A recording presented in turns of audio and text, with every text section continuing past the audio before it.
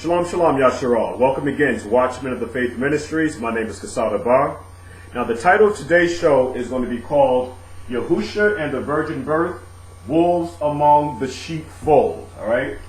Let's put the word fold here. So again, the title of today's show is called Yahusha and the Virgin Birth, Wolves Among the Sheepfold. Now, before we get started, let's start off with a prayer that I love, okay?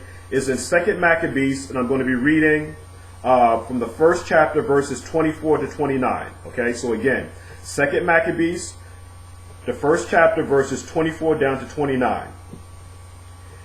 And the prayer was after this manner: O Yahuwah, creator of all things, who art fearful and strong, and righteous and merciful, and the only and gracious King, the only giver of all things, the only just, almighty and everlasting, thou that deliverest Yashra'al from all trouble, and didst choose the fathers and sanctify them, or set them apart.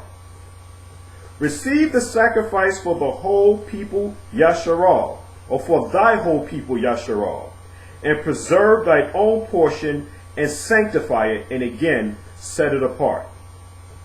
Gather those together that are scattered from us. Deliver them that serve among the heathen. Look upon them that are despised and are abhorred or hated, and let the heathen know that thou art our power, possesseth our power. Punish them that oppress us, and with pride do us wrong.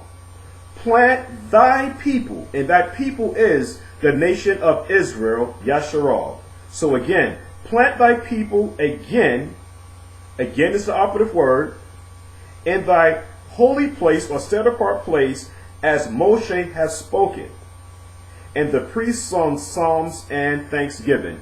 Hallelujah. Now, all right, what I'm going to be doing again today, all right, is I want to tackle this very controversial topic, all right, the virgin birth.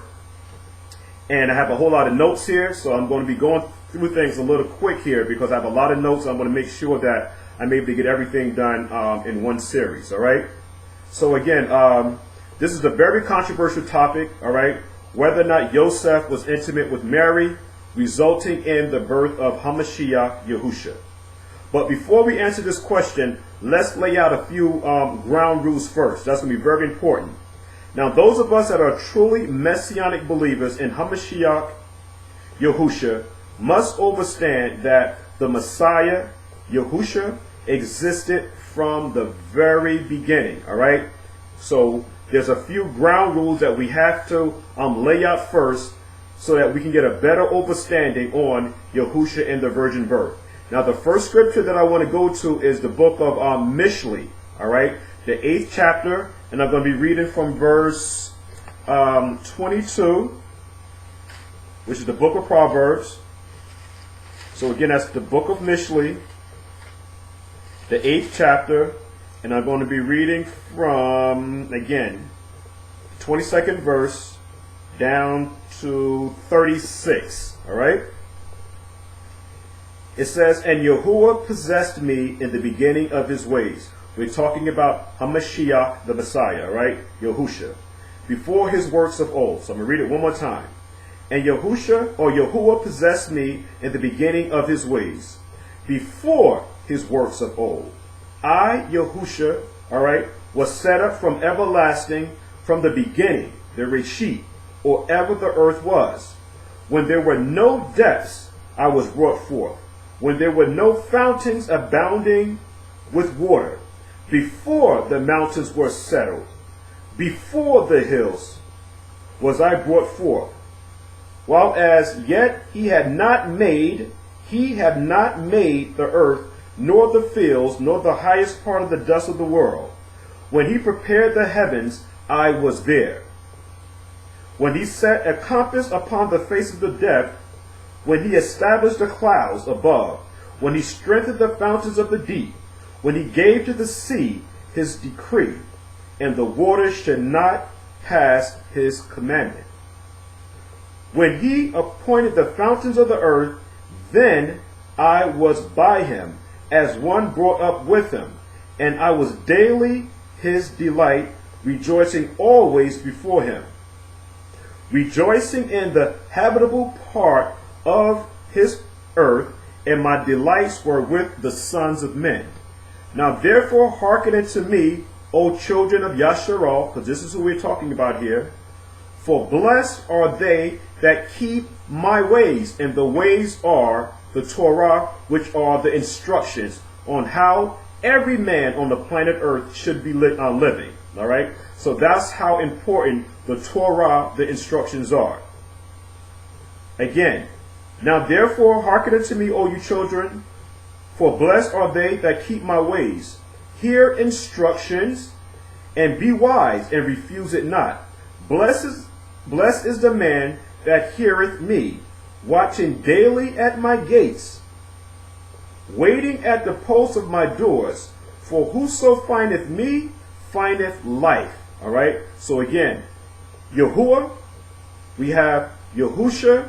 Yahusha is that mediator. So whoever finds Yahusha findeth life, and this life is the light of the world, which brings us now back into covenant relationship with the Father. For whoso findeth me findeth life, and shall obtain favor of Yahuwah. But he that sinneth against Yahusha HaMashiach, okay, wrongeth his own soul. All they that hate Yahusha HaMashiach, who the Father has sent, love death. All right? Love death. Now, again, HaMashiach existed from the very beginning. There is no other foundation that can bring Yashra'al and others back into covenant relationship with the Father, Yahuwah, the set apart one. All right? There is no other foundation. Now, let's lay out another ground rule. All right?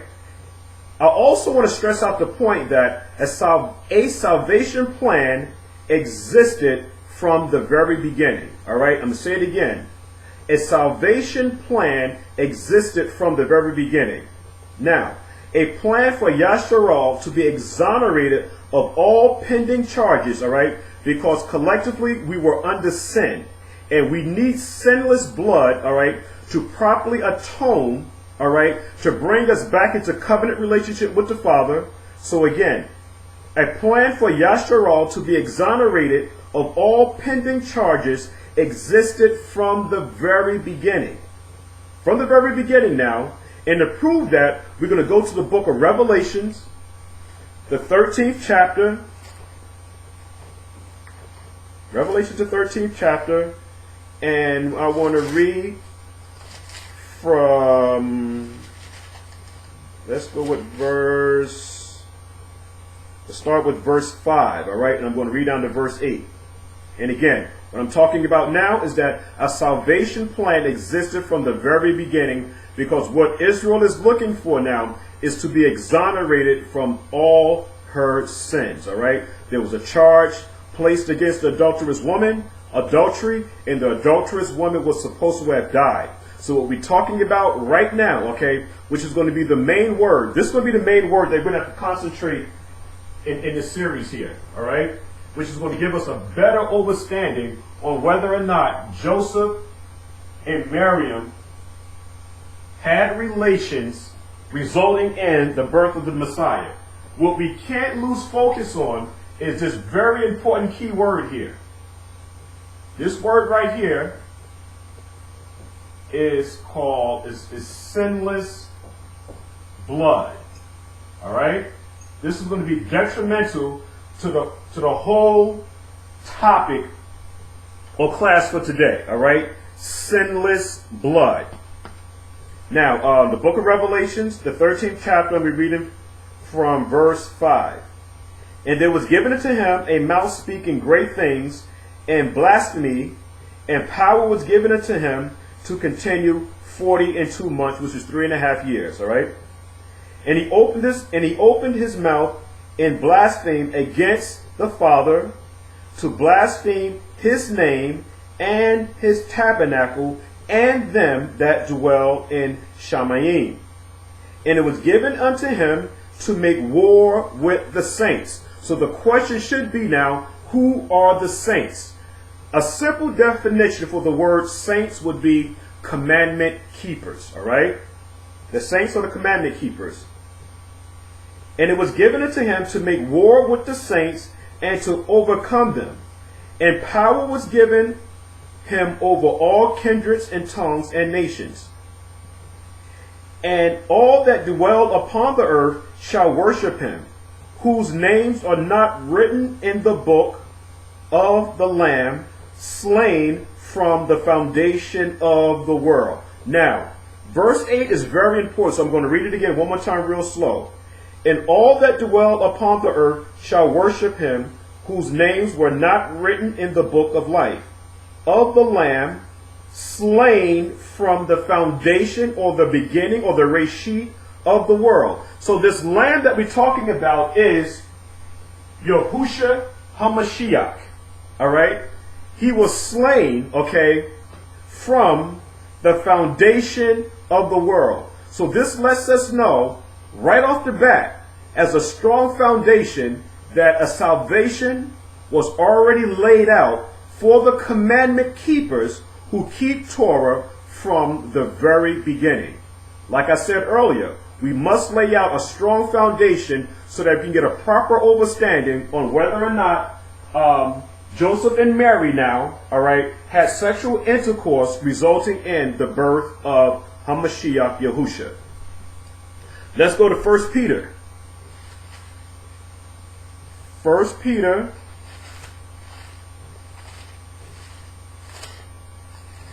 First Peter, we're going to be doing the 18th, 1 Peter, the 18th verse, okay, down to verse 20. For as much as you know that you were not redeemed with corruptible things, all right? Now, we must understand what's going on here. There was a law that was added, okay? And that law that was added, I'm going to write it down here, was animal sacrificing.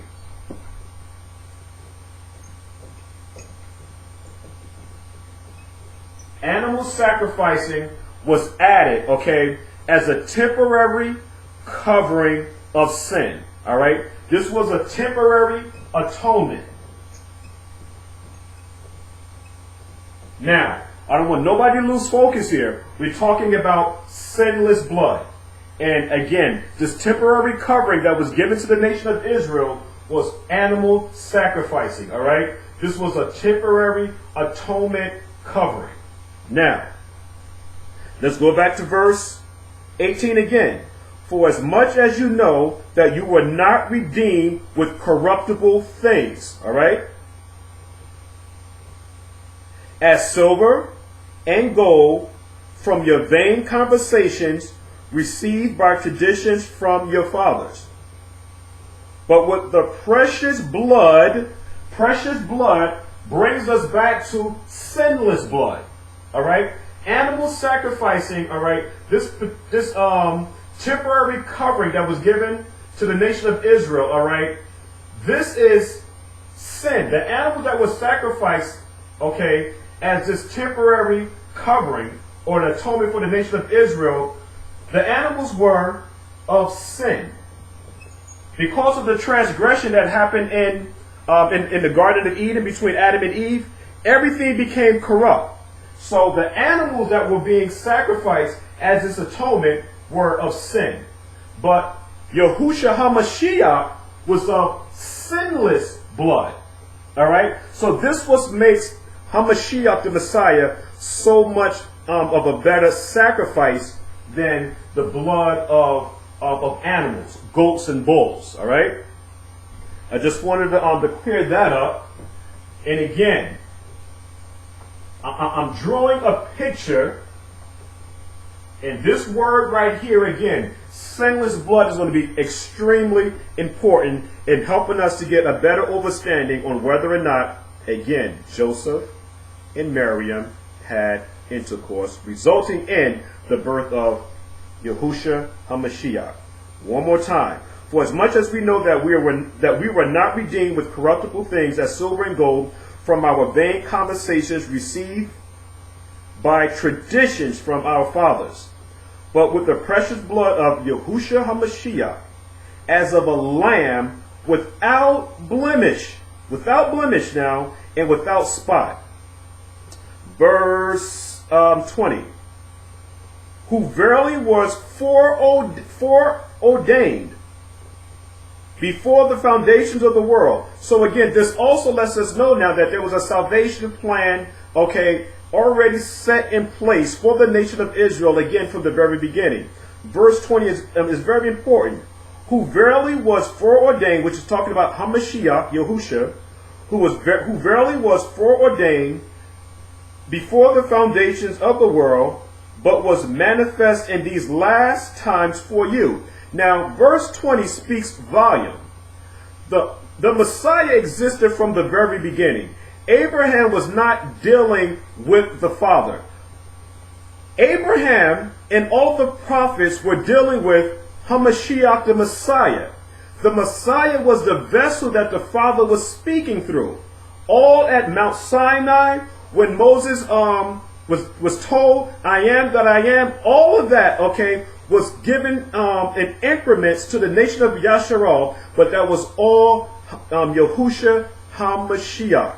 He was always speaking through his messengers, and we must understand that. And Yahusha HaMashiach existed from the very beginning, letting us know that a salvation plan existed from the very beginning. That must be understood. Let's go to the book of Ephesians. Let's prove all things in the scriptures. Let's go to the book of Ephesians. The book of Ephesians. We're going to be doing the first chapter, verse 3. Verse 3 down to verse 7. 3 to 7, excuse me. Blessed be the Father, or Almighty, and our Redeemer, okay, Yahusha HaMashiach, who have blessed us with all spiritual blessings in heavenly places in HaMashiach the Messiah, according as he has chosen us in him before the foundation of the world. So again, that verse speaks volume, all right? Watch what I'm about to do, all right? I'm going to bring back up sinless blood. Okay, but I'm going to write these things down to make sure that everybody has a strong understanding on what's going on. In the beginning, all right, in the Reshit, this is what existed. Because a salvation plan existed from the very beginning. But it wasn't yet properly manifested in its fullness. All right? Yahusha will be the fullness. Things, again, were given in increments. So we have, from the very beginning, this is what existed. We have Yahuwah existed from the very beginning. Yahusha existed from the very beginning. Let's do it this way.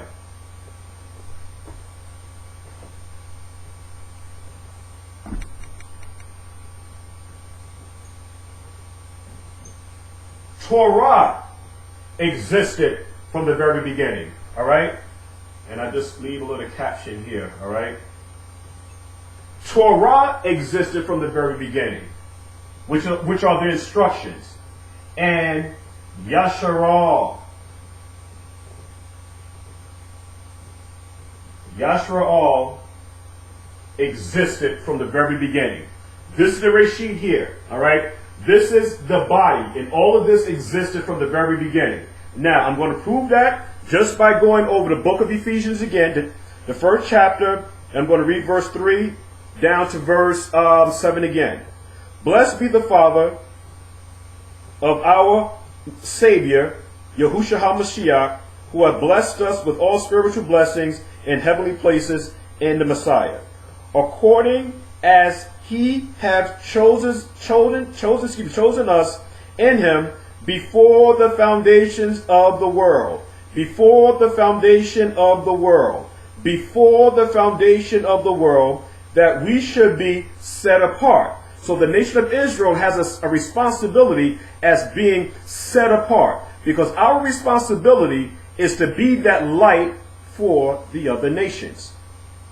That we should be set apart and without blame before him in love. So the nation of Israel is supposed to also, through the blood or the sinless blood of, because of the sinless blood of Yahusha, HaMashiach, this now makes Israel blameless or sinless. All right? Through the blood, again, of Yahusha, HaMashiach, this now brings Israel back into covenant relationship with the Father, following the instructions, which now makes Yashra'al sinless. All right? So again, this plan of salvation, okay, existed from the very beginning. All right? Now, that we should be set apart and without blame before him in love, having predestined us unto the adoption of children by Yahusha HaMashiach. So again, a salvation plan existed from the very beginning. I'm going to keep saying that. To himself, according to the good pleasure of his will, to the praise of the glory of his grace, mercy now, wherein he hath made us acceptable in the beloved, in whom we have redemption. And the redemption came about through sinless blood. And who was this sinless blood again? I'm going to keep saying this. It was Yahusha. Okay? Not what the scribes and the Pharisees and the Sadducees were believing. They were expecting to be redeemed by the animal sacrifices. But the animal sacrifices was only a temporary covering. What completely removes Israel from all sin is the sinless blood of Yahusha HaMashiach. All right? Because again, animal sacrifices were added because of sin. The sin that happened in the Garden of Eden. And because of the sin that happened in the Garden of Eden, every single thing became corrupt. So what we have to be focusing on, again, I'm going to say it, sinless blood. All right? Sinless blood. It's going to be a reason why I'm saying all of this. All right? So just bear with me. In whom we have redemption through his blood. Not just any old blood. We're talking about sinless blood here. The forgiveness of sins according to the riches of his mercy, wherein he hath abounded towards us in all wisdom and prudence. All right? 2 Timothy. 2 Timothy.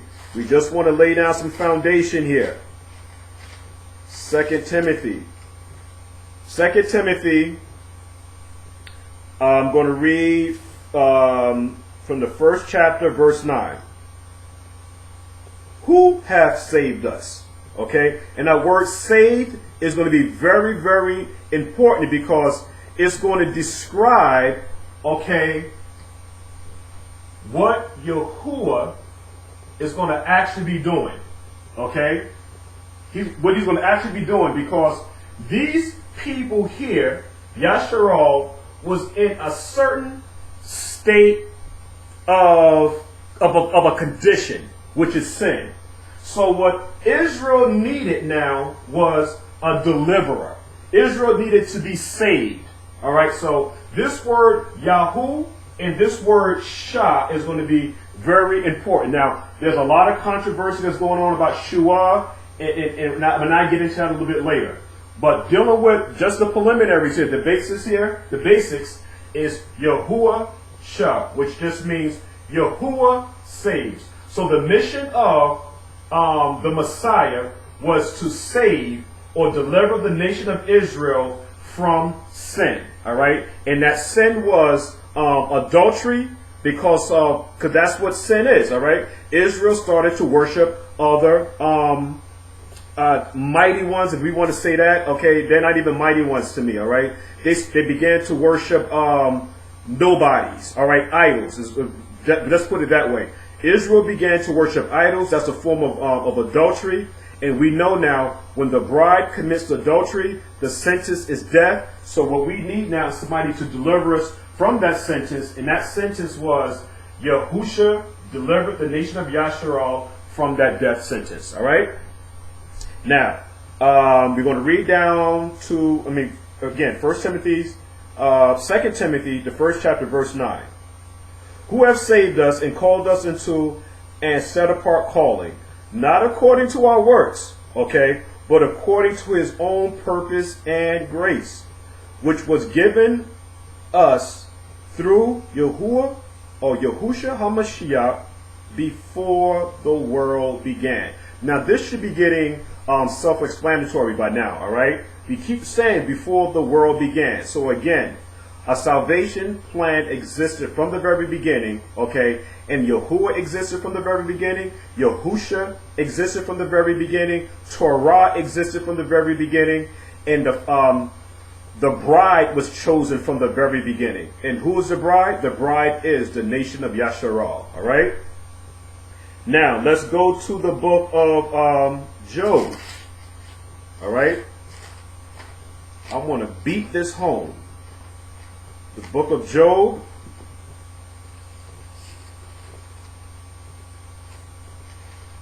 book of Job. Let's go with Job 19. All right, Job 19. Job 19, verse 25. All right, only one verse here. Verse 19, 25. For Job is speaking through the Ruach. All right, let's just lay the ground rules first. Again, Job is speaking through the Ruach HaKodesh. And this is what he's saying. For I know, all right, for I know that my Redeemer, who is the Redeemer of the nation of Israel? Yahusha. Here's the Father's name, and this is what the Messiah came to do. He came to save or deliver, okay, which means to set at liberty, okay, the nation of Yashra'al. For I know that my Redeemer liveth, and that he shall stand at the latter day upon the earth. Verse 25 speaks volumes. So I'm going to read it again. For I know that my Redeemer liveth, and that he shall stand at the latter day upon the arats or the earth. Okay? That needs no breaking down. Let's bring it on home, all right? The book of Bereshit, okay, the book of Barashiach, the book of Bereshit, the book of Genesis. Let's go with 3:15. All right? 3:15. And we're just talking about a salvation plan existed from the very beginning. Bereshit 3:15. It says, and I will put, this is a future prophecy here now, and I, Yahuwah, will put enmity, which is hatred, between thee and the woman, and between thy seed and her seed. It shall bruise thy head, and thou shalt bruise his heel. All right? So this is just saying, okay, again, these scriptures we know, is just that we have to know how to put them together properly so that we can get a better understanding of what's going on, because everything, okay, can be explained, like I always say, through the feast days and properly putting the scriptures together, all right? Now, let's also go to, in the same book, Genesis, the 3rd chapter, let's go to verse 21. Know what? Let's do something first here. Let's see, can man redeem his own self? Let's see if he can redeem his own self. Let's go to verse 6. After the transgression, okay, that happened with Adam and Eve, okay, so we have a situation now in verse 6 where it says, and when the woman saw that the tree, let's go to verse 7. And the eyes of them were both of them both were open, and they knew that they were naked. All right, Arom, and we get into that a little bit later on. And they sewed fig leaves together and made themselves.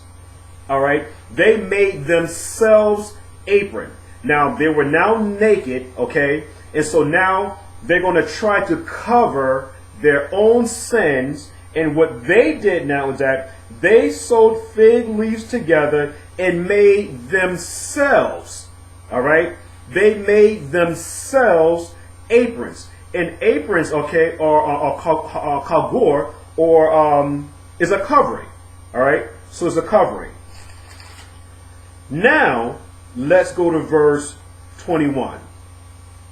Talking about a plan of salvation existed from the very beginning, and man will not be able to atone for his own sins. So it's not of works.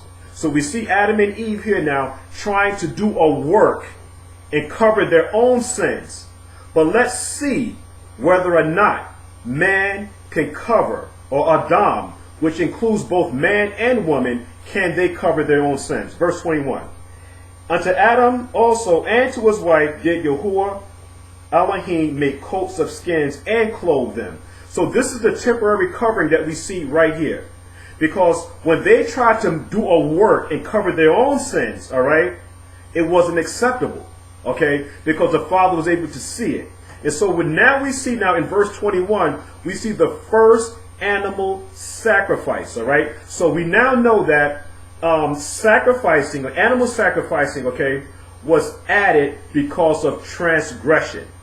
So we see now a lamb being slaughtered, okay, which is a prophetic shadow picture of Hamashiach, the Messiah. Because the Messiah existed from the very beginning, there should be no problems anywhere, okay, with anybody doubting whether or not the Messiah existed, whether Israel existed from the very beginning, whether the Father existed from the very beginning, whether the Torah existed from the very beginning. All right, a salvation plan existed from the very beginning. Now, hopefully that part of the foundation was laid. And if there's any questions on anything that I said, simply leave me a message, and I can elaborate on it a little bit more. Now the controversy is this. Now, Yeshayahu, the 7th chapter, verse 14. All right, let's start to get down into a little nitty gritty here. All right, let's start to get down a little bit.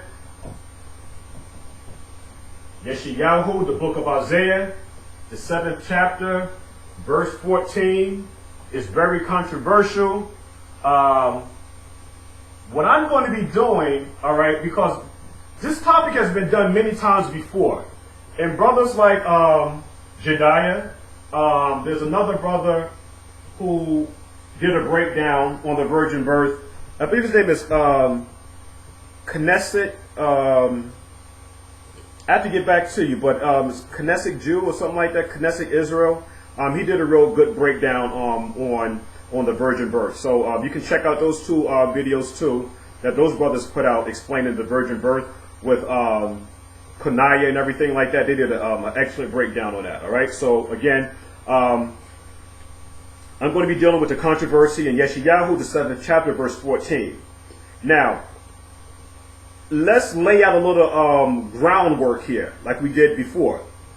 Now, Isaiah's ministry, okay, Yeshayahu, his ministry began during the time when northern kingdom and southern kingdom were already divided. Okay, northern kingdom and southern kingdom.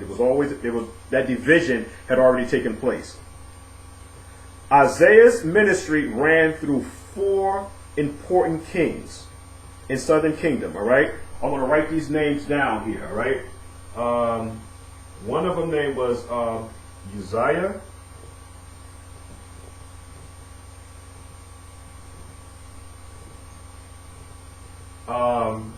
Jotham,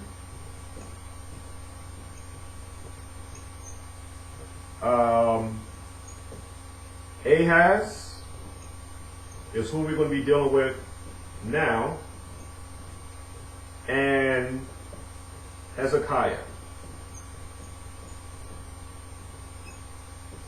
All right, the Yah. So we see the Yahs here. Okay, but I just did it the way that they have it in the King James Version. We know in the Hallelujah scriptures, you know, I like the way that they have it, where they add the Yahs in letting us know that these prophets were also named after the Father Yahuwah. All right.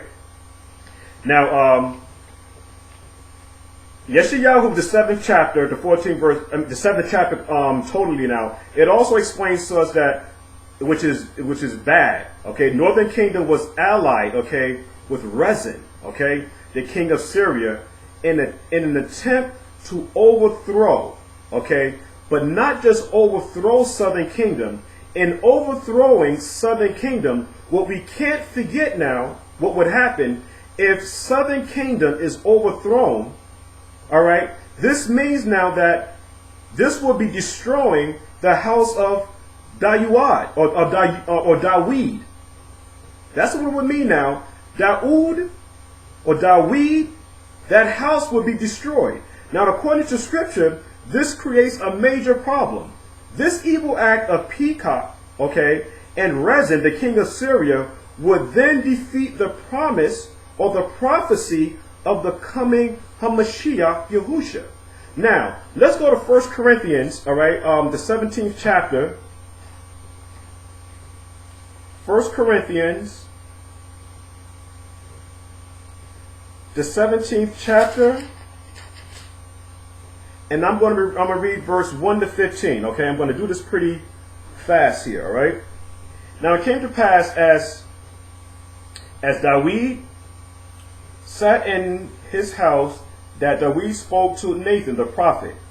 Lo, this is what David is saying now here. Okay. I dwell in a house of cedars, but the ark of the covenant of Yahuwah remaineth under curtains. Then Nathan said unto David, do all that is in thy heart, for Yahuwah is with thee.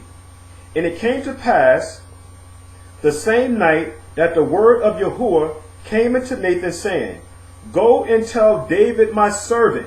All right. And again, there's nothing wrong with being a servant. All right. To be totally committed to the Father is the role of every single, okay, Adamite, all right, both male and female. Your responsibility is to totally surrender to the word of the Father. All right. Go and tell David my servant, thus saith Yahuwah, thou shalt not build me an house to dwell in, for I have not dwelt in a house since the days that I brought up, or the day that I brought up Yashra'al, unto this day, but have gone from tent to tent, and from one tabernacle to another. Wheresoever I have walked with all Israel, spoke I a word to any of the judges of Israel, saying, why have you not built me a house of cedars? Now it has in parentheses, whom I commanded to feed my people. We know now that there are no parentheses, there are no commas, no question marks in the original writings. All right, so that's the only reason why I didn't do the thing in parentheses, but it's not hurting anything. All right, now therefore, thus shalt thou say unto my servant David, thus saith Yahuwah of hosts, I took thee from the sheepfold or sheepcote, even from following the sheep, that thou shouldest be my ruler, or should be a ruler over my people Yashra'al, and have been with thee wheresoever thou hast walked, and have cut off all thine enemies from before thee, and have made thee a name, like the name of the great men that are in the earth. And I will ordain a place for my people Israel. And that's important. And I will ordain a place for my people Israel. And I'm just reiterating, and I will plant them. All right? And I will plant them, and they shall dwell in their place, and shall be moved no more. This is a future prophecy, because right now we're scattered. Neither shall the children of wickedness waste them any more, as at the beginning, and since the time that I commanded judges to be over my people Israel. Moreover, I will subdue all thine enemies. Furthermore, I tell thee that Yahuwah will build thee a house. And it shall come to pass, when thy days be expired, and thou must go to be with thy fathers, that I will raise up thy seed after thee, which shall be of thy sons, and I will establish his kingdom. All right. So this is all alluding to Hamashiach the Messiah. Okay, because we're talking about I will establish his kingdom, and as we read on, it's going to show us this. But we know that David had a son by the name of Solomon, and we know that David fought many wars, and David's hands were full of blood. But he done all of this through the commandments of the Father. But during the time of Solomon's reign, Israel never went to war. All right. But I will settle. Verse 12. And he shall build me a house, and I will establish his throne forever. And that's the operative word. And I will establish his throne forever. So we see now what's going on with Peacock, okay, and Rezin, with them, okay, coming up against Southern Kingdom to destroy it. It's not that they're destroying Southern Kingdom. It's something more to it that they're doing. If they were to do that, then they would be even destroying, okay, the prophecy of the coming of the Messiah, because we're now talking about the house of David. Because to get specific with the whole thing, we have the tribe of Judah, or Yehuda, okay, but what's important is that even within inside of Judah, there's a particular bloodline that we're dealing with, and that's the David's line is what we're talking about. All right. So under Judah, which is fine, okay, but we're talking about a specific line that's coming out of Judah, and that we're talking about David there. All right, David. Verse 13. I will be his father, and he shall be my son, and I will not take my mercy away from him, as I took it from him that was before thee. But I will settle him in my house and in my kingdom forever, and his throne shall be established forevermore. All right. Verse 15. According to all these words, and according to all this vision, so did Nathan speak unto David. All right. So we know David was the apple, okay, of the Father's eye. All right. David was the man. All right. David was the man. Just erase this here. Okay. And the reason why I'm taking this route, again, because we have to lay a foundation. All right. That's going to be very important. Now, Yahuwah Almighty, okay, is going to give out two important prophecies. One prophecy concerning the house of Dauyad, or David, or Dawid, okay, and the other prophecy concerning Ahaz's present situation. So I'm going to say it again. The Messiah, or Yahuwah, is going to be giving out two important prophecies. One prophecy concerning the house of David, and the other prophecy concerning Ahaz's present situation. Now, what I want to do is talk about the situation with Dauyad first. All right, Dauyad first. I'm going to first read. Let's go to the book of Isaiah. Okay, let's dive right into it. Yeshayahu, the 7th chapter. The 7th chapter. Let's start the 12th verse. First and foremost, Ahaz was wicked. All right, let's just lay that out first. But Ahaz said, "I will not ask, neither will I tempt Yahuwah." Now, because we know in Devarim 6:16, you should not tempt Yahuwah. So all of a sudden we see now Ahaz, like he's trying to get righteous now, all right? But nevertheless, and he said, "Hear you now, O house of David." Okay, house of David. So now, again, these two prophecies that I talked about, the prophecy concerning the house of David, and then we're going to talk about Ahaz's present situation. This prophecy that we're talking about first is referring to the house of David. All right?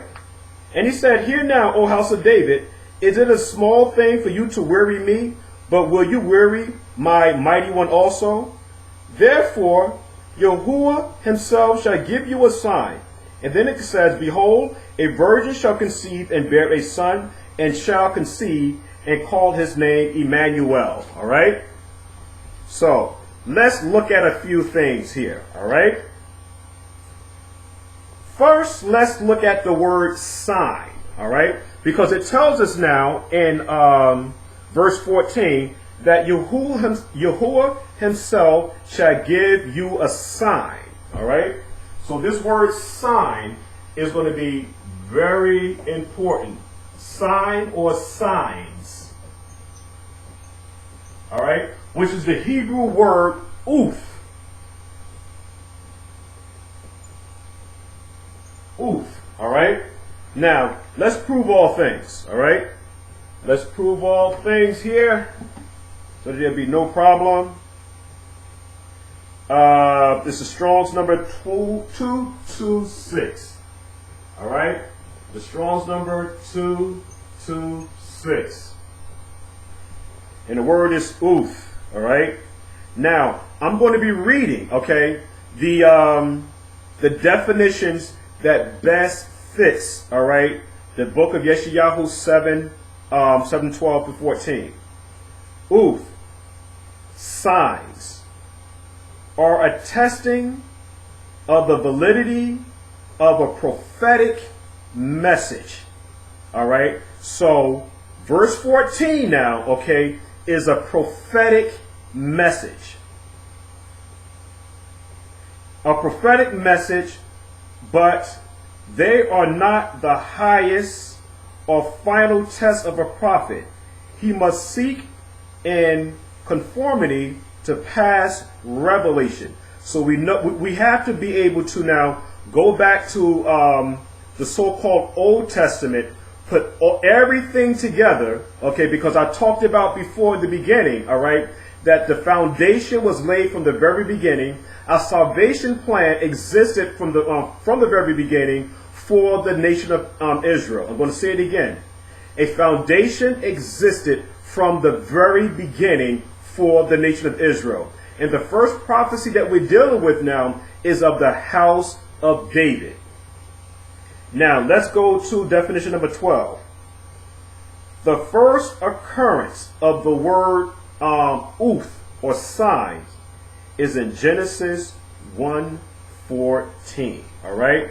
We must know how, we must know how, okay, to put the pieces of the puzzle together. All right? We're talking about signs. And this sign is to the house of David.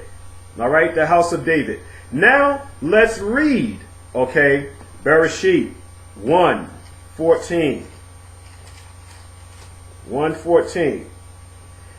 And Yahuwah said, "Let there be lights in the firmament of the Shamayims to divide the day from the night. And let them be for signs and for seasons and for days and for years." Now we know that the word seasons, okay, is the word moed, and it's letting us know about the feast days, okay? So we know that that Yahuwah's feast days, this plan of salvation, again, existed from the very beginning.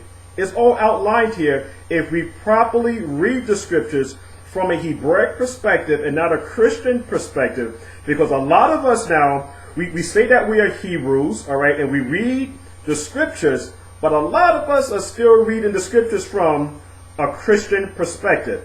And what we haven't done is completely threw away all of the old wine, okay, because you can't put, okay, new wine, okay, in old bottles. You're going to have to throw away that old wine so that, you know, the new wine could be put in a pure, clean vessel, okay, or bottle, all right?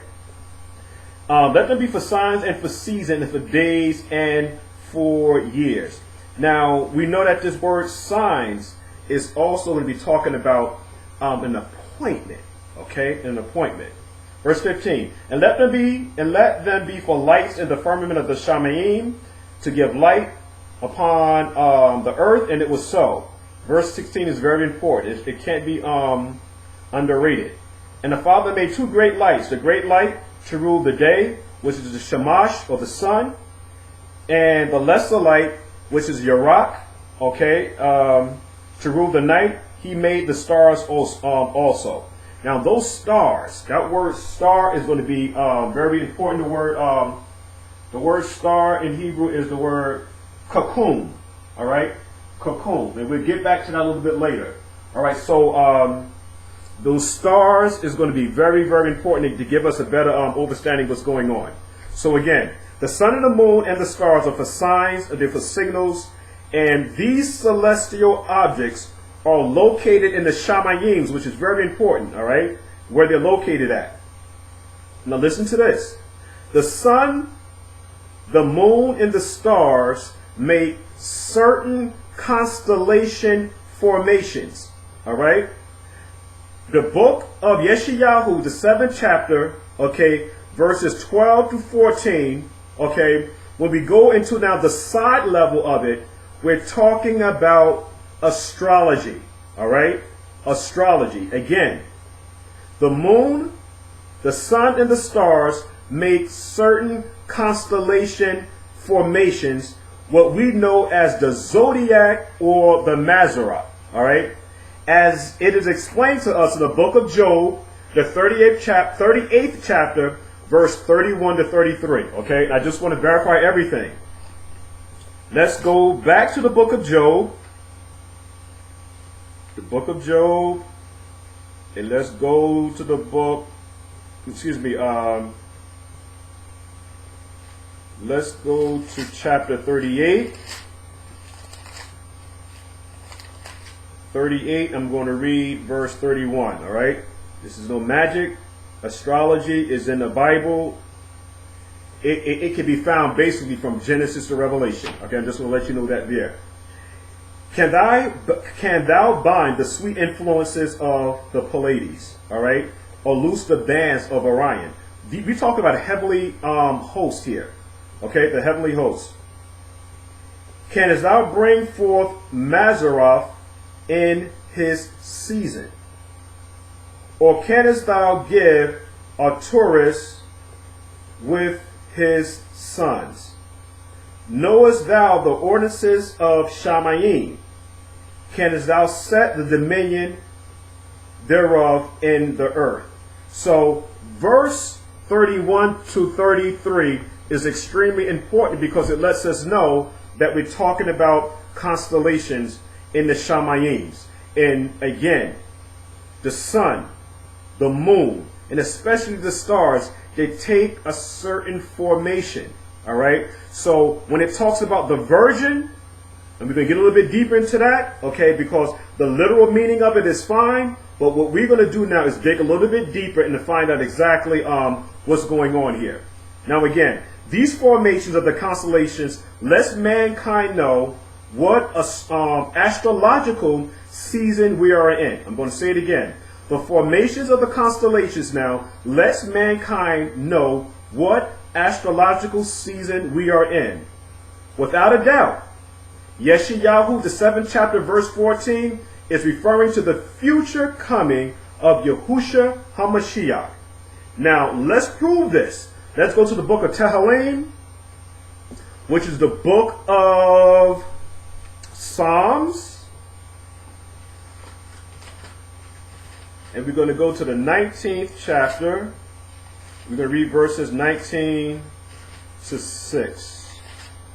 Okay, I'm going to have to do something a little bit unorthodox here, all right? So bear with me 1 second. Hey, baby, pass me that,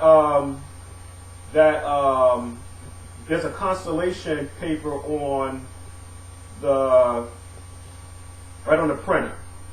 All right, excuse me. Yashra'al, you know what it is. Okay, 19, the book of Tehillim, 19, we read verses 1 through 6. The Shamayim, which is the heavens now, declare the glory of Yahuwah. All right, Sadah. Of Yahuwah. And the firmament showeth his handiwork. Day unto day uttereth speech. So that's very important. The sun, the moon, and the stars. It says, day unto day uttereth speech. So it is our responsibility, okay, to know exactly what these constellations or these movements of the moon, the sun, and the stars is trying to tell us, all right? Excuse me. And night unto night showeth knowledge. There is no speech, no language where their voice is not heard. So again, the moon, the stars, the sun is a form of communication to us. All right? Very important. Their line is going out throughout all the earth, and their words to the end of the world. And them hath Yahuwah set a tabernacle for the sun, okay, or a portal, which is as a bridegroom coming out of his chamber, and rejoiceth as a strong man to run a race. His going forth is from the end of the Shamayim, and his circuit, or takufah, all right, just means circuit, and to the ends of it, and there is nothing hid from the heat thereof. So we know that we're talking about the sun, all right? We're talking about the sun. So Yashra'al, we have to understand, okay, understand, okay, that these things are very, very important. The sun, the moon, and the stars are there for a reason. And so we have to, go into a little bit in depth about what Yeshayahu 7 and 14 is talking about, all right? Now, in Yeshayahu, the 7th chapter, the 14th verse, I have no problem with reading it the literal way. And the literal way will just consist of the Peshat level, okay, the Remez, the Drosh, and the Sod level. There's absolutely nothing wrong with reading it that way. But I believe if we was to dig a little bit deeper, we should put the final period, okay, on the question on whether or not, okay, Yosef and Miriam had intercourse resulting in the birth of the Messiah. All right. Now, the side level is so important because it's even talked about in the scripture. Because the scrolls clearly tells us, and he said, "Why do you speak to them in parables? For unto you it is given to know the mysteries." And the mystery is the word sud, okay, sud or sod, would just mean the mystery. Unto you it is given to know the mysteries of the kingdom of heaven, but unto them it is not given. And the reason why it's not given unto them, because not everyone is willing, okay, to let everything go. All right? To let every single thing go, because every messianic believer in Yahusha HaMashiach should understand that one day you're going to have to make a decision. Okay? Just the way that the Father sent his Son to make an atonement for the nation of Israel, it's up to you, okay? I'm going to say it again. It is up to you, all right, to leave off everything and follow the Father, all right? That's even if it means letting go mother, brother, father, and sister, all right? So let's go to first the book of Mishli. The book of Mishli, the 25th chapter. The 25th chapter, which is the book of Proverbs, the book of Mishli, the 25th chapter. I'm going to read verses 1 to 2. Okay, I'm going to speed it up a little bit here. These are the Proverbs of Solomon, which the men of Hezekiah, king of Judah, copied out. It is the glory, okay, of Yahuwah to conceal a thing. Conceal means to hide it. So if it was hidden, what we have to do, we have to search out for it, okay? So, I mean, it's just the situation that we're into. Being that we rejected, the Hamashiach, the Messiah, being that we went back on our wedding vows, So what we're going to have to do now, we're going to have to work a little bit, to show ourselves approved. So it is the glory of Yahuwah to conceal a thing, but the honor of kings to search out a matter. So we're going to have to do some research here. Research is going to be very important, all right? Let's go to the book of Mattiyahu. Mattiyahu, let's go with the 13th chapter. Mattiyahu, the 13th chapter. And let's read verse 10 and 11. And the Talmudim came and said unto Yahusha HaMashiach, why speakest thou unto them in parables? He answered and said unto them, because it is given unto you to know the mysteries, which is this word here, the sod level. Because unto you it is given to know the mysteries of the kingdom of Shamayim, but to them it is not given. The reason why it was given to them, because they were willing to forsake everything. And that's going to be the key thing. In order to be that bride, okay, to the groom, you're going to have to forsake and be willing to sacrifice for the Father the way that HaMashiach made that ultimate sacrifice for us. All right. Let's go to 2nd Ezra. All right. 2nd Ezra. Stay with me, Yashra'al. I'm drawing a picture here.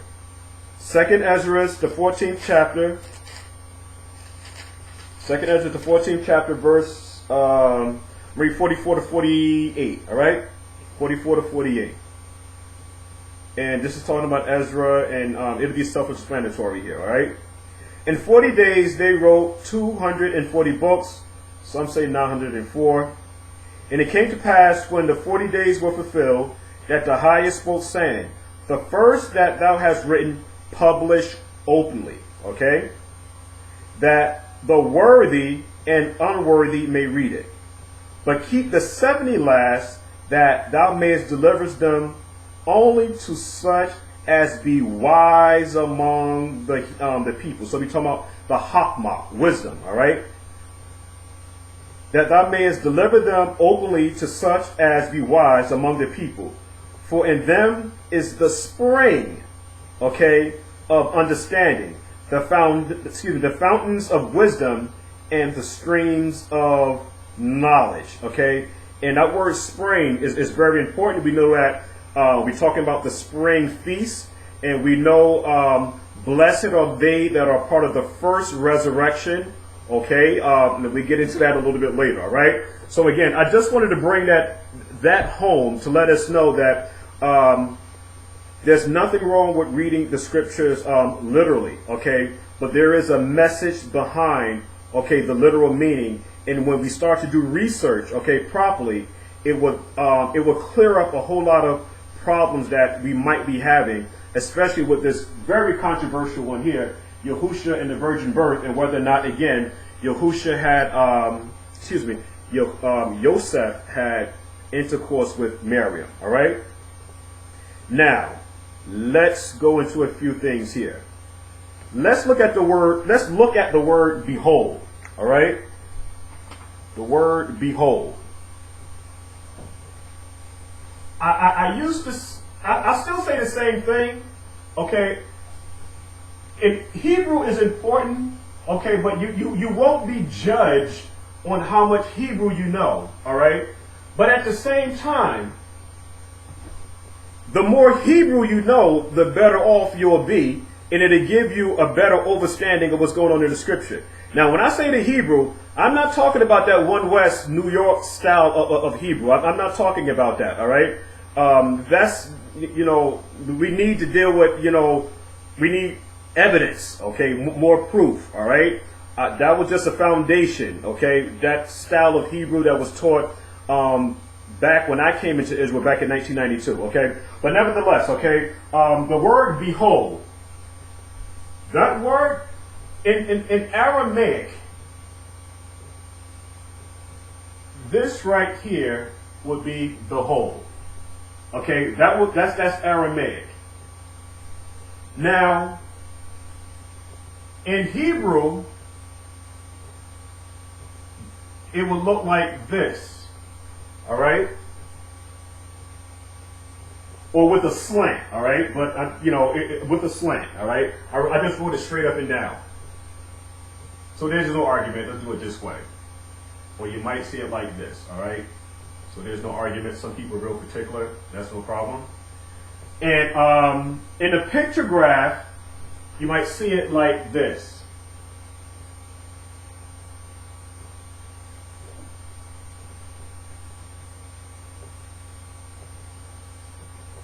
Okay? Or like this, like a lot of times you might see on my garments, all right? You might see this here. And all of this right here just means behold, okay, or to reveal, okay? And this can also, because of the picture graph, means to praise. It's a representation of a man, and it can also mean praise, because it looks like, let me do this right here, with the hands up, all right, which means praise. All right, so excuse my drawing here. I'm not the best artist in the world. So again, this is the ha or the hey, and you can see it written like this or like this. And then the pictographs, which is the actual real Hebrew, this would be Aramaic or the Ezra script, and this right here would be the pictograph. And again, this means behold or to reveal, the picture of a man in praise.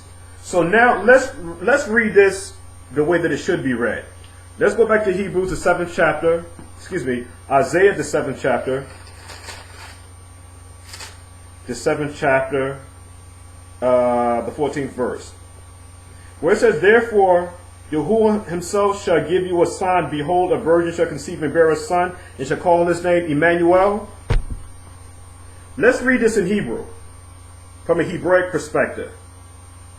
The virgin is going to reveal or bring forth a man or a male, okay? And this is the sign to the house of David. This is all astrology. Again, the virgin, okay, is going to reveal a man, okay, or a male. And this is the sign, okay, to the house of David. And this is all astrology. Now, this is what I want to do. Okay, let me... Let's see here. Let's see, make sure all of this is done correctly here. Let's even take this a step further. That word virgin,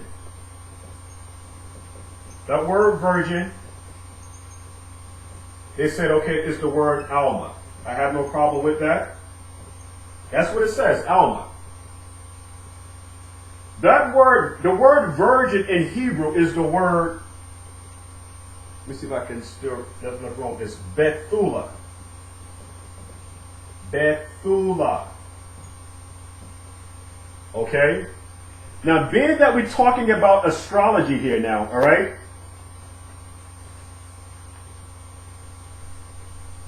(7:14) it should be read this way. Even on a higher or deeper level, is that there's going to be an astrological sign, okay? An astrological sign, Bethula, Virgin or Virgo,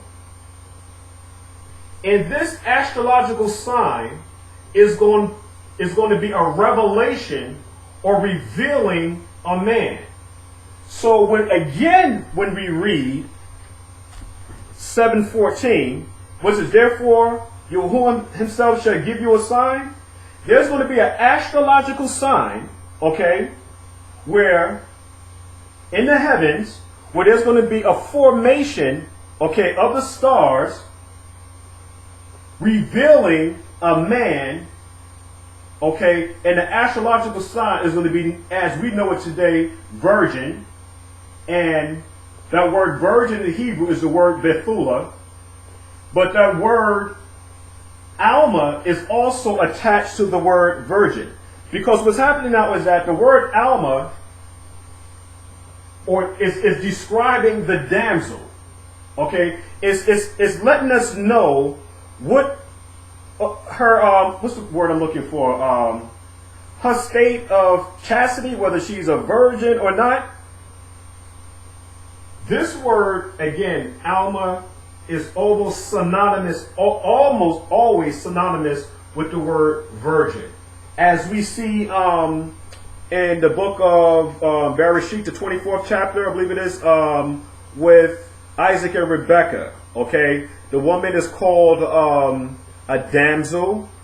She's called a young woman, a virgin. So we see where these two words are interconnected. All right, we must understand or understand Hebrew a little bit better than a lot of us do. Okay, so that's very important. So again, when we read 7:14 again, therefore Yahuwah himself shall give you a sign. And that word sign is pertaining to something that's going to be seen in the heavens. All right, because I talked about in the book of Bereshit 1:14 to 17, where these celestial objects, this okay, the sun, the moon, and the stars are in the heavens. And the sun, the moon, and the stars take on certain formations. So this formation is going to make the sign of a virgin, which is the word Bethula, okay, and the word behold, because the word behold here is in capital letters. There are no capital letters in Hebrew. So when we go to 7:14 now, when we see in 14, we see that capital B, we have to ask ourselves, being that there are no capital letters in Hebrew, why is that capital letter there? A good researcher leaves no stone unturned. All right. So when we see it being capitalized, red flags should automatically go off saying, wow, why is that there? Just like when we see in the book of Genesis, where we see that big ba, okay, there. All right. So I get into that a little bit later on. All right. So that's another way of looking at so far, because there's other things I want to bring out too. This is one of the ways of looking at the book of Yeshayahu, the 7th chapter, verse 14, that is talking about astrology, all right? And again, there's nothing wrong with reading it from the literal text or passage, but again, we're going to have to dig a little bit deeper here if we want to understand exactly what's going on here, all right?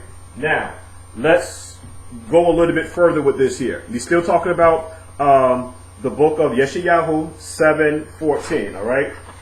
I have a lot of notes here that I put together. I just want to make sure everything is nice and tight, all right? Let's look at something else that I did, okay? I'm playing with Hebrew words here, and I'm praying about the whole situation, and this is what the Father showed me here, all right? The word Bethula. Bethula, all right? What I saw in the words Bethula was this, all right? Usually when we're looking at Hebrew, we're breaking down the three consonants here, all right? But what I saw important here was this here. I saw the ba or the bet, this one right here, the fa or the tav, the u, all right, and the la. All right. Now, we know that this word means virgin. All right. And the word virgin is associated with the word Alma. All right. We know that. But let's look at this word from a Hebraic perspective, understanding pictographs. All right. The word ba or bet, because now we have vowel points and things like that. But bear with me for a minute, all right? We have the ba, okay, or the bet. Actually, it would be better the bet. Okay, let's do it that way. Bet. The bet represents, okay, the house, all right, the tent, the family, okay, or the home. All right. But what we also have to understand with this here now is that what holds down the house, the tent, or the family is this Hebrew character there, okay, or this is actually Aramaic, but this character here, okay, which is the U. It makes the U sound. So what holds down the house, the tent, or the family is a prophetic shadow picture of Hamashiach the Messiah, all right? It's Hamashiach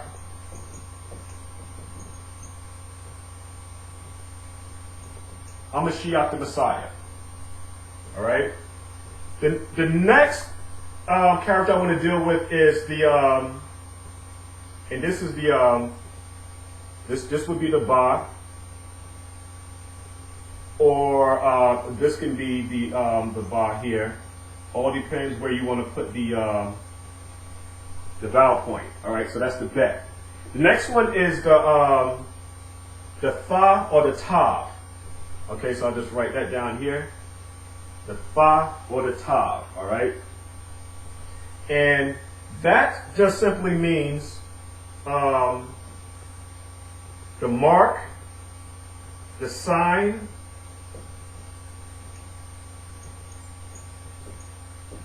or the cross. All right? That's what that is there. And then we have the U. The U is, like I said here, the nail, the fastener of the peg.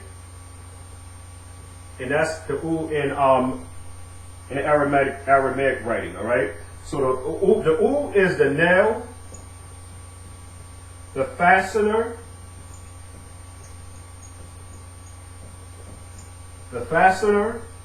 attaching,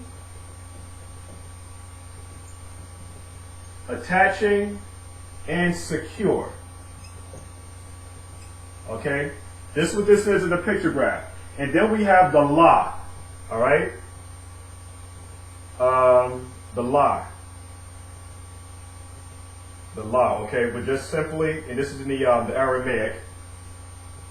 And this is the shepherd. The shepherd of the leader. All right? So, we know what Betula or Bethula means in Hebrew. It means virgin. And again, this word virgin is attached to the word Alma. Now, the way that I broke this down, we have the Bet, which represents the house, the tent, the family, the home. And what holds down the house, the tent, and the family is the U. And the U is a prophetic shadow picture of Hamashiach the Messiah.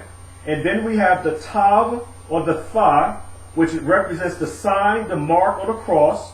And then we have the U, okay, which is the nail, the fastener, the attaching, or to make secure.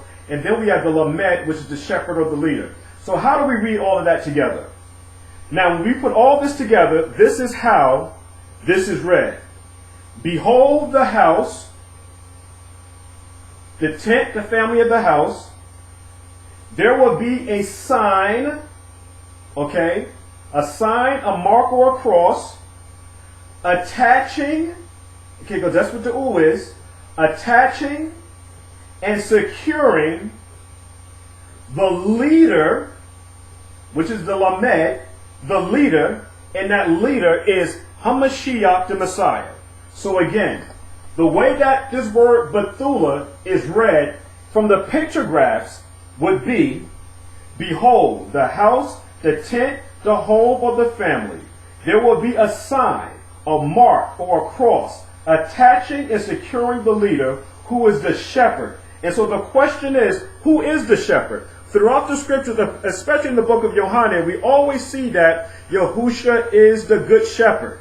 All right? So, again, when we read the book of Yeshayahu, the 7th chapter, verse 14, where it says, behold, Yahuwah himself shall give you a sign, and we look up that word virgin is Bethula in Hebrew, and that word Bethula is virgin associating itself with the word Alma and when we look at this word from the pictograph, it's explaining to us in descriptive detail that this is about astrology, all right? Astrology here now, and this is all alluding to the Good Shepherd, okay, HaMashiach, the Messiah, all right? Now, again, all of this is astrology, and to prove this, let's go a little bit deeper, all right? And one more thing I want to do, all right? I'm going to have to get a better picture. No, I'll go back to a little bit later, okay? I'll do that a little bit later. Let's go to the book of Bamidbar, okay? Because we're talking about astrology here, and we're talking about signs. And if any brother or sister have any questions what I'm saying, please, please, please hit me up, and let's talk about it, all right? Let's talk about it. Hebrew is very, very important. The more you know, the better off we all be. Okay? Better off we'll be. Let's go to the book of Bamidbar, the book of Numbers, the 24th chapter. The 24th chapter. 24th chapter, verse 14. This is talking about Balak. Balak wants Balaam to curse the nation of Yashra'al. The book of Numbers, the 24th chapter, verse 14. All right? I'm going to read down a little bit. And now behold, I go unto my people. Come therefore, and I will advertise thee what this people, Yashra'al, okay, will do to thy people in the latter days. And he took up his parable and said, Balaam, the son of Beor, hath said, and the man whose eyes were open hath said, he hath said, which heard the words of Yahuwah. So we know that this is divinely inspired, all right? And know the knowledge of the Most High, which saw the vision of the Almighty, okay? And I get into the word Almighty a little bit later on. Almighty, falling into a trance, but having his eyes open. I shall see him, but not now.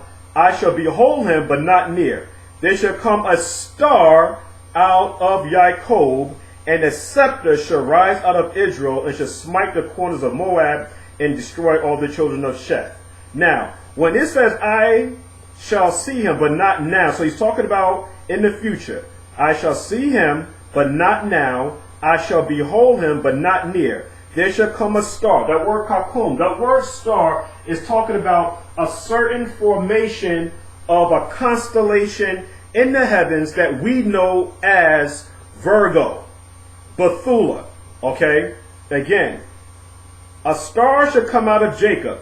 Now, when we go to the book of Bereshit 49 and 10, I have to speed it up here a little bit. I'm running out of time. The book of Bereshit 49 and 10, it said, the scepter should not depart from Yehuda until Shiloh comes, and to him should be the gathering of the people. So we know that. I already went over that word scepter and that word, so I already did a whole breakdown there. Okay, for the word scepter, the word for scepter was, is right on the tip of my tongue here. I get back with you. Okay, I get right back with it. But this star here is going to make an astrological sign of the word of this astrological sign, of Bethula. All right. So this is probably what the Magi saw. If we can see this here, if we begin to look at the constellations a little bit, because we're talking about a star, a certain formation that the stars are going to make. All right, and these Magi's were looking for this. All right, and we're going to go into the book of Daniel a little bit to explain the Magi's here. All right, the wise men. So again, this star that that Balaam here is seeing, he's talking about astrology. All right, he's talking about astrology. Now, let's go to Revelation, the 12th chapter, verse 1. Revelation 12 and 1. Revelation 12 and 1. And there appeared a great wonder in the Shamayims. All right. So this great wonder that we're seeing in the Shamayims now, we're talking about something is going on with the sun, the moon, and the stars. Okay. Yochanan, the book of John the Revelator, okay, he's seeing a wonder, okay, and you look up that word wonder, okay, is the word wonder is the word Simeon, which is the Greek number 4592, and it's spelled Semeion, and it's in the Greek concordance 4592, and that word means oath or ooth or sign. So there was a sign that was in the heaven, a woman clothed with the sun and the moon under her feet, and upon her head a crown of 12 stars. And she, being with child, cried, travailing in birth, and pain to be delivered. So again, we know that this is talking about the literal birth of Yahusha HaMashiach through the Betula, through the Alma, okay, Miriam. We know that. But again, these wise men, okay, what they saw in the 7th month, okay, in the first day at Yom Teruah was a certain constellation or formation of a constellation, and what they saw and what John the Revelator is seeing here now, he's seeing the same thing. And again, this is probably similar to what they saw, these Magi's here, all right? Now, again, this event happened in the 7th month during Yom Teruah at the beginning of the fall feast. And to prove some of this, now let's go to the book of Matthew 12, 1 and 2. All right, I'm just trying to speed it up here a little bit. Matthew, the 2nd chapter, 1 through 2. Now when Yahusha was born in Bethlehem of Judea in the days of Herod the king, behold, there came wise men, okay, from the east to Jerusalem, saying, where is he that is born King of the Jews? For we have seen pronoun, okay, pronoun, now personal pronoun, his star. His star. Okay? Please pay attention. His star. His star is referring to a particular, okay, formation of the constellations. That's what Yeshayahu, the 7th chapter, the 14th verse is talking about, all right? His star is talking about a formation of the stars. Now, to further prove that, let's go to a quick definition of who were the Magi's.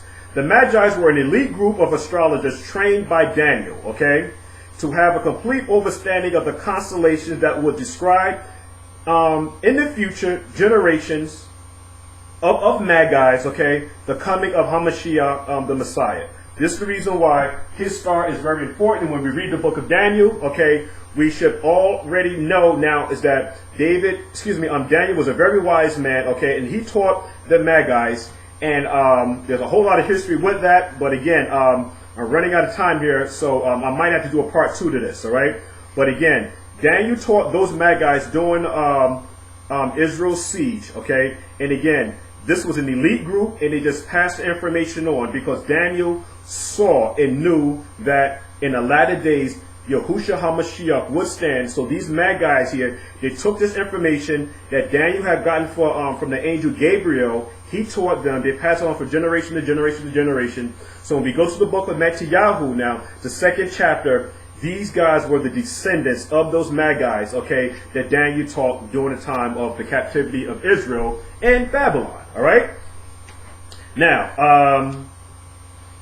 I was going to get into the prophecy concerning Ahaz, but I'm running a little bit out of time.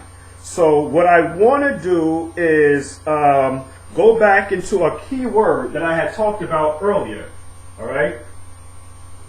Let me erase this here too. We had talked about sinless blood, all right? And I'm going to have to do a part 2 to this, and the part 2 is not going to be long, all right? Because everything else should be pretty much self-explanatory, all right? But to let the cat out of the bag, no, I'm not going to let the cat out of the bag, not yet, all right? I was going to let the cat out of the bag, but not yet.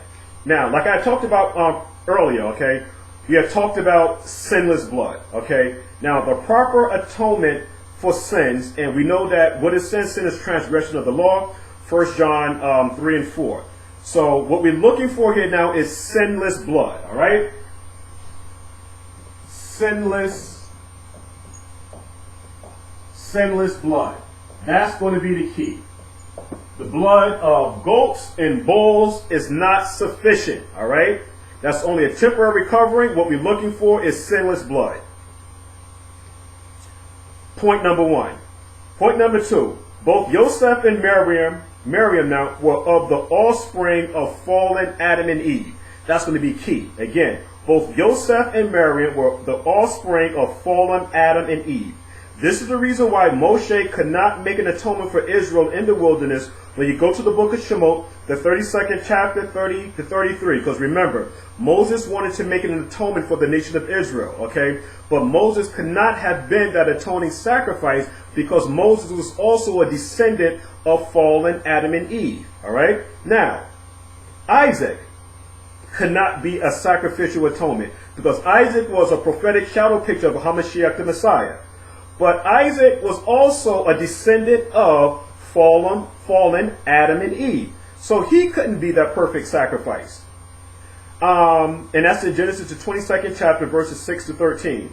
Ezekiel couldn't atone for the nation of Israel because he was also of the offspring of fallen Adam. That's in the book of Ezekiel, the 4th chapter, verses 1 through 7, where Ezekiel lays on his right side and his left side, for both houses, northern kingdom and southern kingdom. He was only able to make a temporary atonement, but the actual atonement has to be made through sinless blood, all right? Now, this is for the women, all right? Every Ima, okay, or Amma, mother, all right, knows that during pregnancy, none of the mother's blood passes over to the baby. I'm going to say it again. Every woman knows, okay, during pregnancy, that none of her blood passes over to the baby. The baby gets his or her nourishment from the placenta. The baby's blood is usually from the father. Now, if the blood comes in contact with the baby, okay, because something might be wrong with the placenta, we might not be going to have a problem, the baby can die, all right? So again, none of the mother's blood goes to the baby. The baby gets his nourishments from the placenta. Now, the baby is not of Joseph's seed either, because Joseph is of fallen Adam, all right? So the answer to the question is this, or what we were saying earlier, is that Joseph and Mary did not have intercourse, resulting in the birth of Yahusha HaMashiach, because we're dealing with sinless blood. Both Joseph and Mary, okay, are descendants of fallen Adam. What the Father's going to do is work the miracle that is talked about in the book of Bereshit, the 3rd chapter, the 15th verse, where Mary is going to be overshadowed by the Ruach HaKodesh. Mary is going to be used as a vessel, okay, as a vessel to bring forth the Messiah, okay? But again, none of Mary's blood passes over to the baby, all right? That's not how this thing works. Again, the foundation was laid from the beginning of the earth, all right? From the very beginning.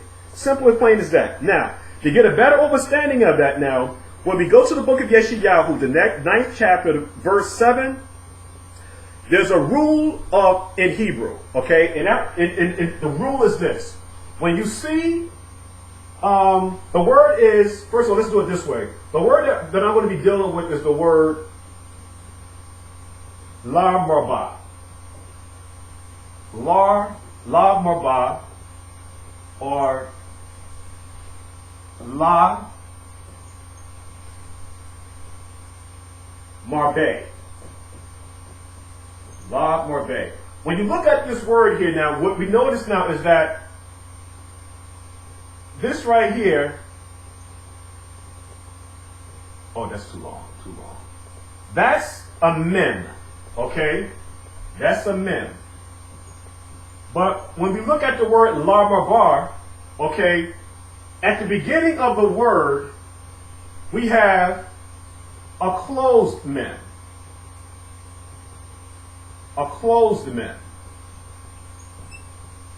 A closed mem only happens at the end of the word, okay? Not at the beginning.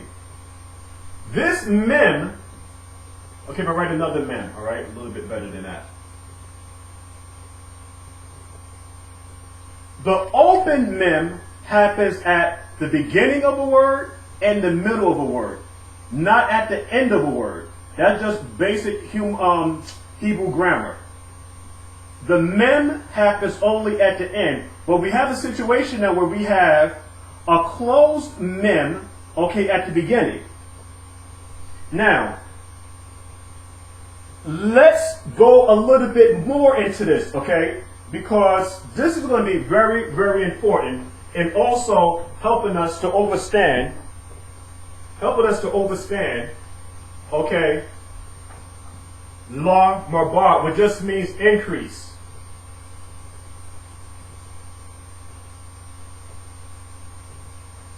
All right, it's all about sinless blood here, all right? Now, I'm going to draw a picture here, all right?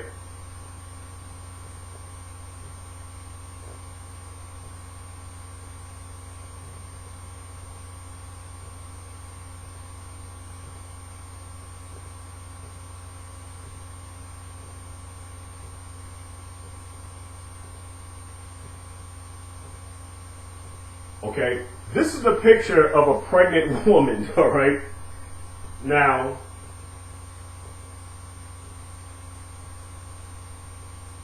this is the mem inside of the pregnant woman. Now, the mem represents water. Okay? It represents water. On the picture graph, it will look like this. Just water. All right?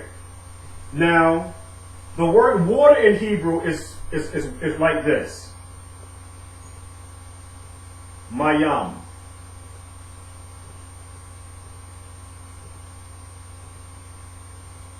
Okay, mayam. That's water. All right? Because with the side of the woman's belly, okay, before she gives birth, all right, there's water. All right? Now, we also now, if we was to add a resh in here, we get the word Miriam, like this.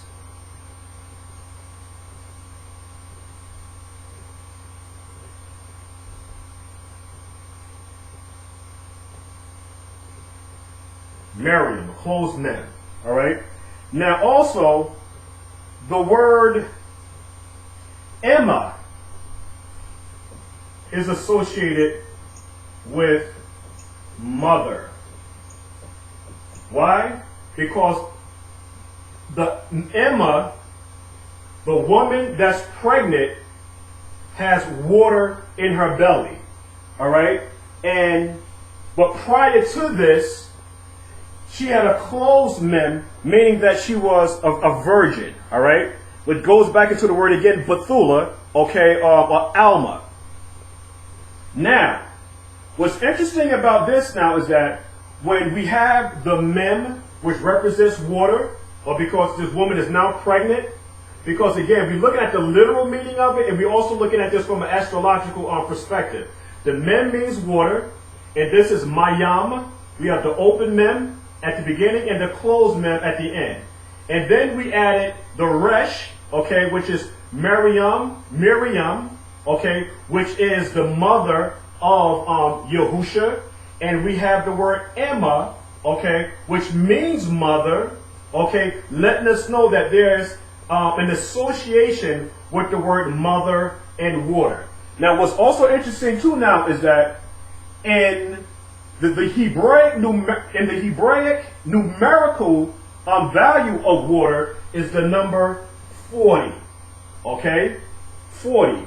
40 as in it takes 40 weeks for a woman to go through the whole cycle of developing a mature baby. All right? So again, this would be the woman. This would be the mem. Okay?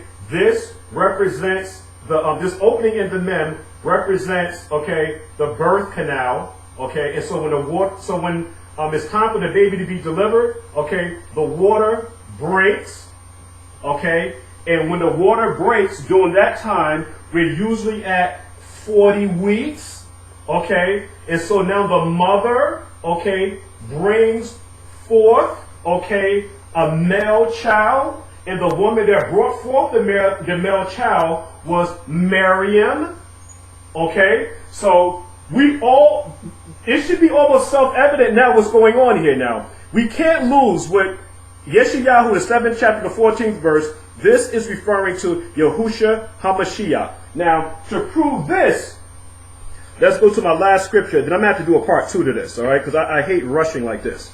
The Wisdom of Solomon in the Apocrypha, the 7th chapter, verse 1 and 2. Myself also am a mortal, man like to all, and the offspring of him that was first made of the earth. Talking about Adam. In my mother's womb, this is the opening, okay? In my mother's womb was fashioned to be flesh in the time of 10 months, being compacted in blood of the seed of man and the pleasure that came with sleep. So we know this is intercourse. But what's happening now is that 10 months is 40 weeks. 40 weeks. The numeric Hebraic number for Mem is the number 40. Okay? Yashra'al, I'm going to have to shut it down. All right, I'm running out of time here. And what I'm going to do is I'm going to do a part 2 to this, and I'll slow it down. But if there's any questions, please inbox me, leave a message, and hopefully that settles the dispute whether or not Joseph and Mary had intercourse. And I go to Yeshayahu, the 8th chapter, explaining the prophecy concerning Ahaz, because it says moreover. So we talked about, for now, the prophecy concerning the house of David, and next we're going to be talking about the prophecy concerning, all right, Ahaz's present situation where Rezin and Peacock, all right, are trying to destroy Southern Kingdom, all right? Yashra'al, I pray that this show has been a blessing, that you've gotten something out of it. Again, if there's any questions, leave a message and I get right back to you. With that, I say Shabbat Shalom.